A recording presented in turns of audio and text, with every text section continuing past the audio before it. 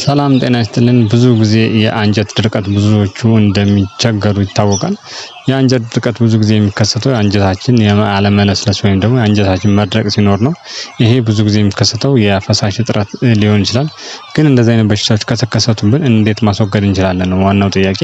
ስለዚህ በሽታው ካልተከሰተብን መጀመሪያ የሰውነታችን የሚያስፈልገውን የፈሳሽ መጠን በመውሰድ ከእንደዚህ አይነት ችግሮች ልንድን እንችላለን። እንደዚህ አይነት ነገር ካጋጠመን ግን ሬት በመጠቀም ራሳችንን መፈወስ እንችላለን ማለት ነው። ስለዚህ መጠቀም የምንችለው ምንድነው?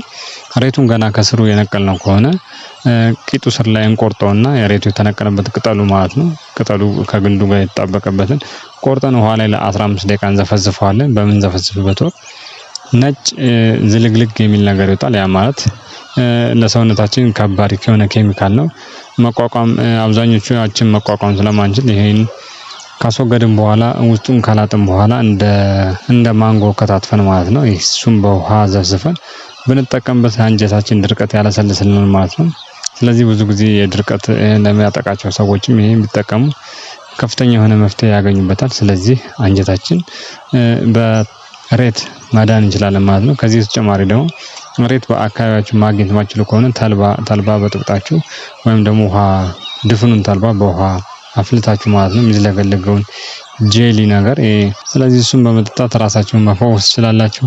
ለጤና ጠቃሚ የሆኑ መረጃዎችን የማቀርብበት የዩቲዩብ ቻናል ላይ ሰብስክራይብ ብታደርጉ ተጠቃሚ ትሆናላችሁ። ለእናንተ አስፈላጊ ካልሆነ ደግሞ ለሚያስፈልገው ሰው ሼር በማድረግ ወይም ደግሞ ይሄ ነገር እየተጠቃ ላለ ሰው ሼር ብታደርጉት ያ ሰውም ተጠቃሚ ሊሆን ይችላል ማለት ነው። ቻናሉን ከወደዳችሁ ሰብስክራይብ ማድረጋችሁ እንዳትረሱ።